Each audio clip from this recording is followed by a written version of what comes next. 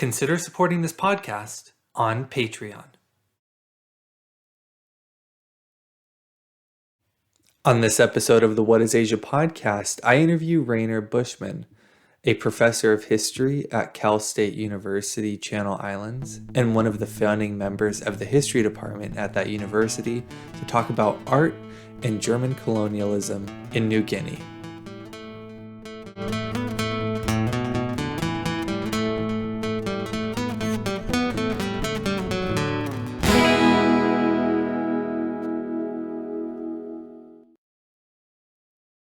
Dr. Buschmann, thanks for coming on this episode of the What is Asia podcast. My pleasure, Nakota. So we are kind of cheating a little bit because New Guinea is technically not a part of Asia, but it is a part of the Pacific world. And so there is something that we can learn from it. And hopefully the audience will forgive us for this transgression. So can you talk a little bit first about where in the world is New Guinea? What are some of its geographic characteristics? Can you give us kind of a brief overview of this history, and then with that connect that to what it is that you're researching? Certainly, that's a great question because most people tend to overlook New Guinea. Perhaps the best way to locate this island geographically, it's located at the crossroad really of the Indian Ocean and the Pacific. It's often seen as a transitional zone, especially since most recently New Guinea is divided into two major political entities. One is Papua New Guinea, which is the western part of the island, and that's an independent country since 1975. The other section, depending on how you characterize it, because there's an independence movement there as well, it has been part of Indonesia since the 1960s. It's really the province of Irian Jaya, but there is an independence movement that is calling for West Papua, independent West Papua there.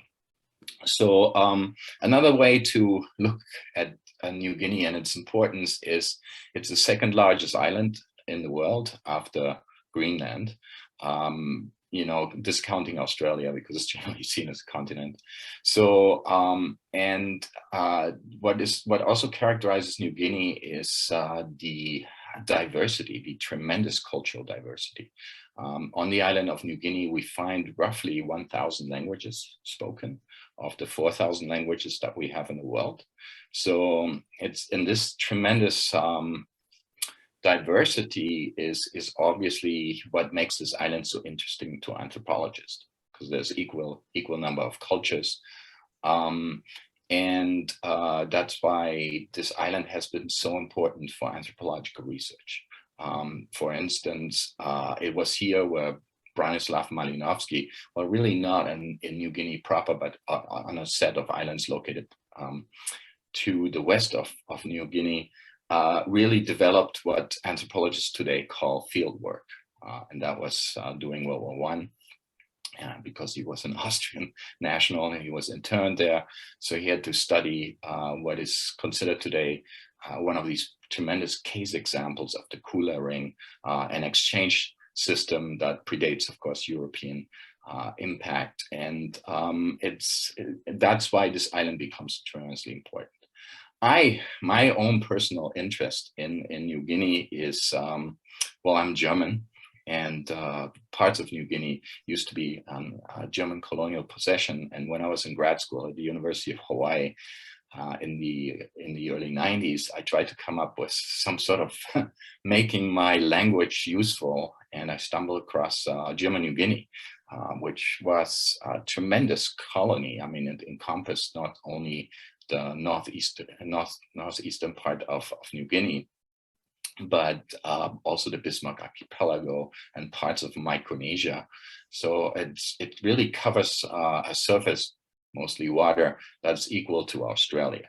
So Germany was actually the second largest colonial power in the Pacific, but that's, not what really interests me, but what's really interests me is the heritage that we have from this colonial period. I mean, on the surface, most Germans, because they lost the colonial empire at the beginning of World War I, and really it was officially lost during the Treaty of Versailles, So most Germans would say, well, we don't really have much of a colonial history. But this betrays the many colonial artifacts that were taken out of the Pacific, out of Africa, until about 1980.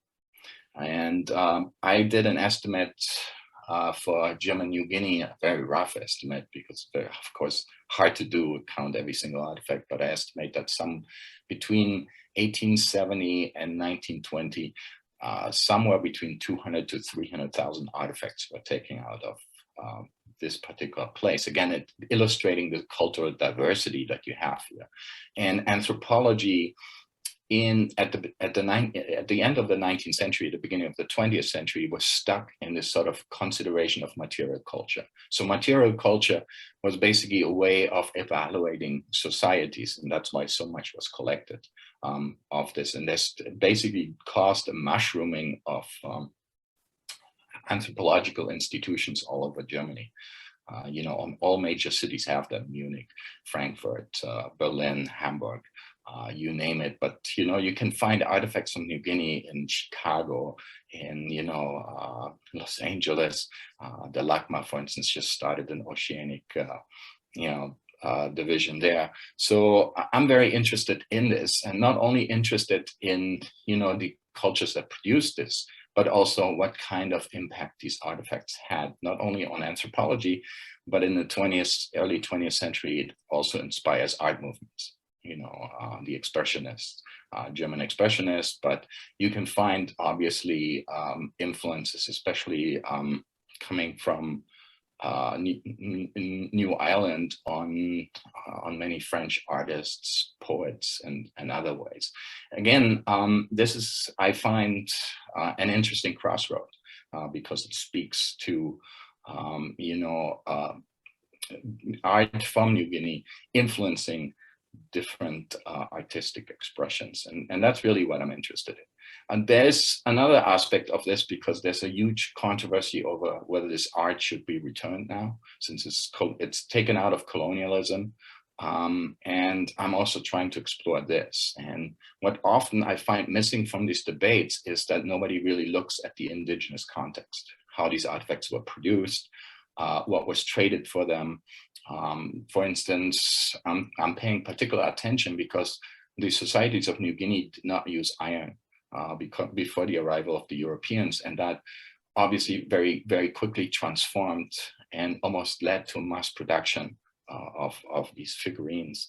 So to the extent that some of these greatest figurines that we still see today in these museums, about 80 to 90% made with iron tools. And I'm very interested in this kind of transition, and I'm trying to enrich some of the post-colonial debates about these artifacts. So that's essentially my research. I know this question might be a little bit difficult to answer without the use of visual aids, but can you give people a sense of the prominent art that characterized the art of New Guinea during this time between 1870 and 1920, or possibly going back even earlier? Are we basically talking about, for example, clay sculptures? Were there paintings, or what other types of art in this range of the term art are we talking about when we talk about the art of New Guinea? And maybe if you could talk a little bit about the artistic language that defines this art. And again, I know that's a little difficult without the use of visual aids, but if you explain that to the extent. If I should do, I didn't come prepared, but I was wondering if I should give you some examples. Well, I mean, even if you just have like a brief description of it. Okay. Well, in some ways, this question is easy to answer. It's not so much painting; it is sculpture, and in that sense, it is masks, friezes, but also figurines that represent. Perhaps the most impressive art comes from two places. One is New Ireland, because there you have what they call mortuary ceremonies associated with the Malangan and the Uli. I can show you some examples of that if you like. This is what they call an Uli.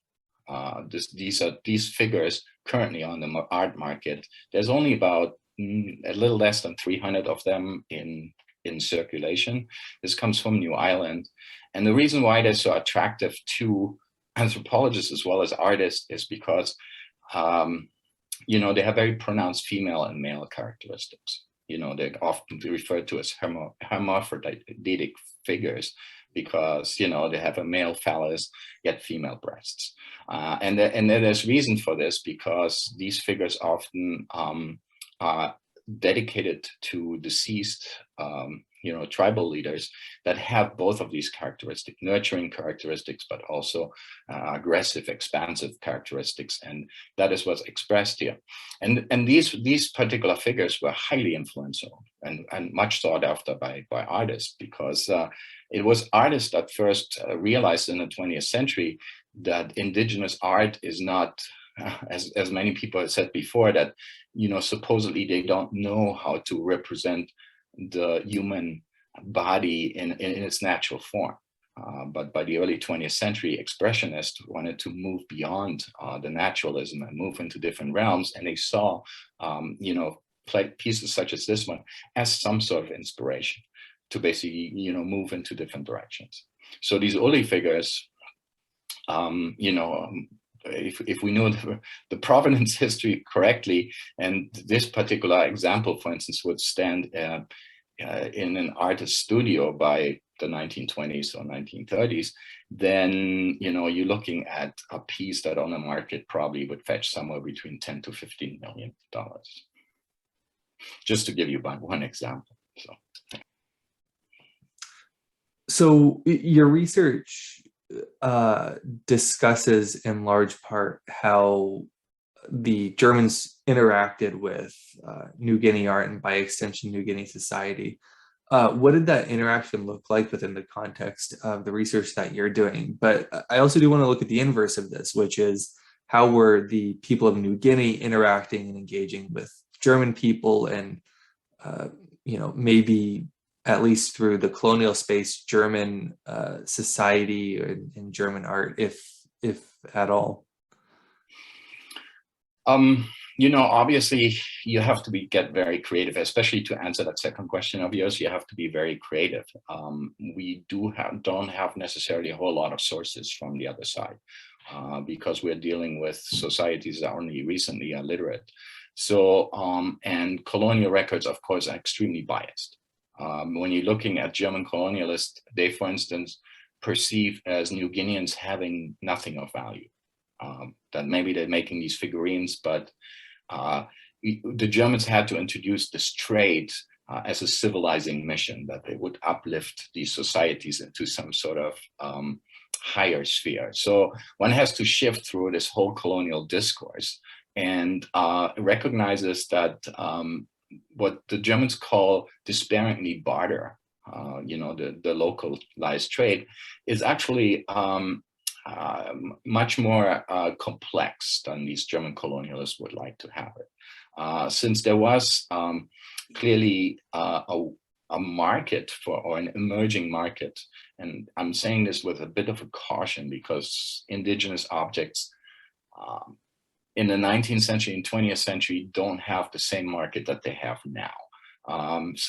But there was an interest in this. Indigenous people were able to manipulate and use these figures to basically circumvent colonial policy. The best example I can give you for that, and that took a lot of research, is that by 1907, the Germans introduced a colonial head tax. In other words, every person, for instance, on New Ireland had to pay a tax basically for wearing a hat. The purpose of this tax was to get the indigenous population to participate in the colonial economy. So in other words, they would rent themselves out to plantations. And but it was this indigenous trade that basically gave them another option. Because what we see very quickly is that these objects and the prices for these objects start spiraling. And that's probably the case because indigenous people are using material culture, their own material culture that they produce, to basically pay off this head tax, thereby bypassing having to work at the colonial plantation. And you see this especially in this figure that I've showed you, that the price of these figures after the introduction of the head tax start to increase tenfold. You know, if let's say by 1905, one of these figures is worth 100 marks, then all of a sudden you fast forward to about 1912, and this figure is all of a sudden worth 800 marks. And, you know, you could argue that these are basically the colonial traders amongst themselves creating this inflation, but it's also very obvious that this inflation also occurs because all of a sudden the indigenous people are not just taking trade objects, whether it's iron or tobacco, but are actually taking hard cash to show this. So, and I find this very interesting because it does show tremendous indigenous reaction to this colonial. And in some cases, I can even prove that some colonial officers trying to collect these artifacts, realizing they're becoming more and more expensive, and they are committing you know, financial improprieties. So in other words, they're taking in some of the tax that they're collecting to basically, you know, purchase these artifacts from the indigenous people, and getting caught doing that. So again, it's a very creative reading of colonial sources and interpreting what we find, because then all of a sudden, and a colleague of mine, Bronwyn Douglas, calls this, you see what is indigenous countersigns. In other words, you see the reactions to the colonialism. So colonialism wasn't just a steamroller. Obviously, there's a lot of bad things that came with colonialism. I'm not trying to deny that, but there are local reactions to this, and we can see this in the material culture that was collected around the time. One debate that you get involved with in your research is this debate surrounding museums and to what extent should the museums be responsible for returning these items that were taken from New Guinea during the colonial period back to New Guinea. How do you situate yourself in this debate? And you know, I guess to sort of steelman to an extent the argument for keeping these artifacts in the museums, because I think the popular tendency seems to be, well, we should return it. So just to give a steelman argument in response to that, there's a strong argument that there's a value in keeping these artifacts in the museums because they inspire future generations to then go out and study these places. And if those artifacts were not there, it wouldn't, you know, inspire people to go out and study all of these different places. And not everyone can afford a plane ticket to just go there and travel. So with that said, where do you place yourself in this debate? It's always hard to position oneself in these debates. You know, and my book, upcoming book, basically takes the position that many of the post-colonial debates are lacking some of the historical context that emerged out of the colonial times. So what I'm trying to do is, I'm not trying to say that, and I'm trying to preface this, that some objects should be returned.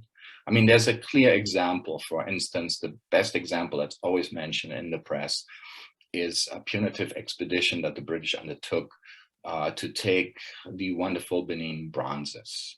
And they have been distributed all over the world. And Germany is actually one of the first countries who said, we got to give them back to Nigeria. And they're also assisting, and many the European communities are assisting to build a museum in Nigeria for these particular Benin bronzes, because one of the arguments, I find that a little neo-colonialist too, is that people in Africa can't take care of these artifacts, therefore they have to remain in Europe. But now there's also a purpose of creating museums in where the source communities originally were, and thereby enabling African countries to curate with the same kind of precision that people have been doing in Europe for 100 years. So there's a term that I find extremely useful. You may have heard about that. It's called provenance history. And that basically means that each artifact, and obviously this is a big cottage industry for historians. Each artifact should be examined of how it was acquired.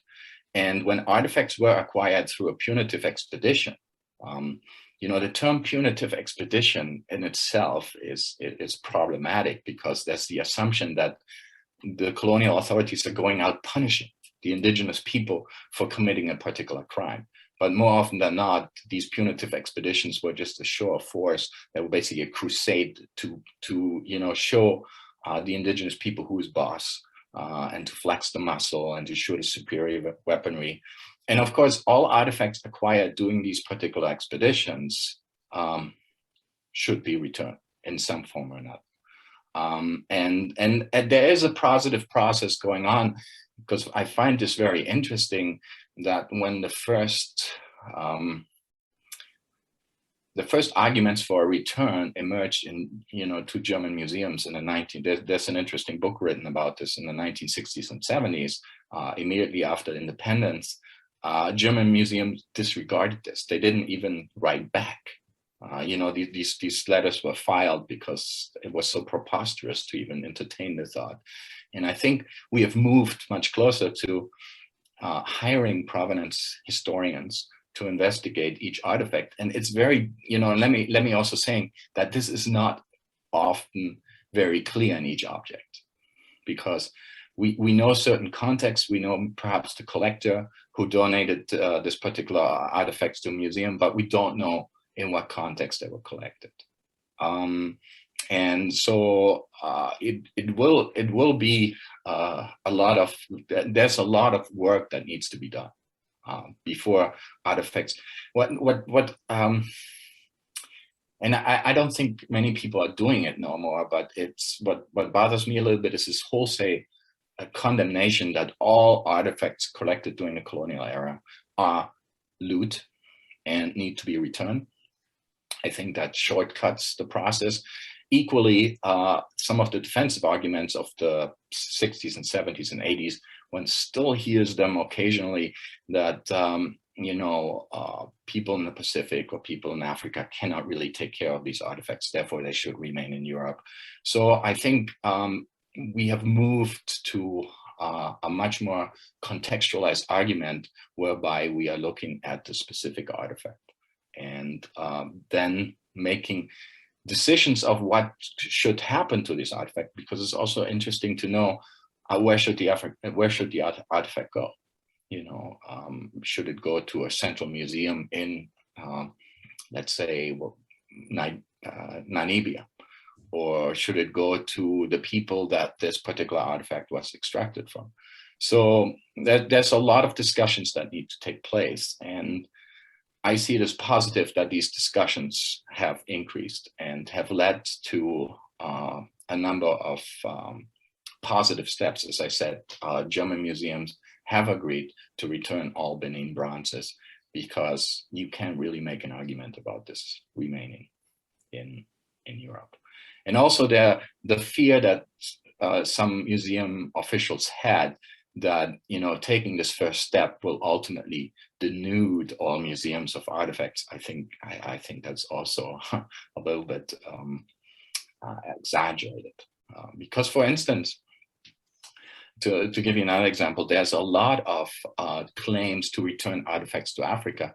There's almost no claims coming in from Papua New Guinea, because, as you say, there's a number of descendants from these cultures that created these artifacts that believe these artifacts are ambassadors at individual European museums. So all of these voices need to be taken into consideration. What I find very interesting and what's coming out of this debate is that museums also rethink of how these artifacts should be exhibited. Up until very recently, you just had these displays on, let's say, New Ireland, as if New Ireland was stuck in time, and these artifacts somehow reveal a culture that no longer is. Now exhibits are much more progressive, and in a sense that you kind of break up some of these essentializing culture conceptions, and you're allowing for that shifts in the production of certain arts are now recognized, and that colonialism was a significant impact on that. So in other words, we are much more historicizing some of these anthropological museums, and that I find extremely fascinating. One last question before we wrap up here. One part of this question being, you are coming out with a book on this topic. So can you give us the title and where and when can people get it? And then another question of this is, if someone is interested in looking more beyond your book at notions of museums and discussions on New Guinea and their history and whatnot, what would be maybe a couple books that you'd recommend as a companion to your book? Yeah, no, absolutely. Let me start with the last question first. There is, it's a bit dated now, but the book that really got all of this rolling is a book that appeared in the early 1990s by Nicholas Thomas called Entangled Objects, which basically shows the sort of processes that are at work when artifacts are made and traded. And it shows that there's a lot of indigenous reaction to this, which people usually neglected. And there have been several other books. There's one by Chris Goskin called Collecting Colonialism, which takes that a little bit further by, because often what emerges is that people tend to say, okay, well, there were artifacts before Europeans, and those are supposedly more authentic, while the artifacts produced after the arrival of the, that seem to speak to some sort of tourist art or inauthenticity. And these books are moving that, by basically recognizing that this is not necessarily so. That, the incorporation of European material and European tools just basically push the production into different arenas. That, still makes it some sort of authenticity, but also shows that, what most anthropologists would argue, that cultures are not stuck in time. That there supposedly is a pre-European time, and then there's a post-European time that is basically, means that the cultures are falling apart, which, they aren't, because cultures reorganize, cultures flexible. And so in that sense, these two works would, directly be influential to mine. There's a number of others, but I don't want to bore you listeners. But my book is called Hoarding New Guinea. And I'm actually finding that the term hoarding tries to find some sort of middle ground between stolen and, this argument of universal curatorship that the museums are putting forward.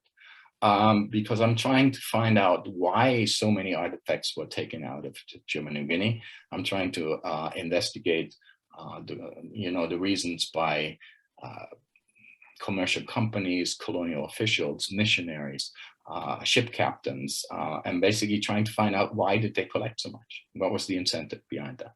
And that, of course, more from the Western perspective, but from an indigenous perspective, there's hoarding going on as well. There's different kinds that are hoarded. For instance, why did they, decide to take in so many iron products? And in some ways, the answer is obvious, because it makes it a whole lot faster and a whole lot easier to produce so many artifacts. So I'm trying to position this term hoarding as a sort of, way of getting out of the dichotomy of everything is stolen or everything is saved in museums. So, to try to give a much more nuanced perspective on this particular debate. The book, I don't want to say what press yet, because I don't want to jinx it, because it still has to go in front of the faculty board in March. So I'm not going to say that, but it will probably be coming out late this year or early next year. So that's what I foresee. So, and I'm hoping that the book, given its impact, will come out also as paperback, so it becomes much more affordable. Dr. Buschmann, thanks for coming on this episode of the What is Asia podcast. Thank you, Nakota. Was a great pleasure. And for those who want to see more content, you can go to the What is Asia podcast YouTube channel or nakotadefonso.com. We'll see you in the next episode.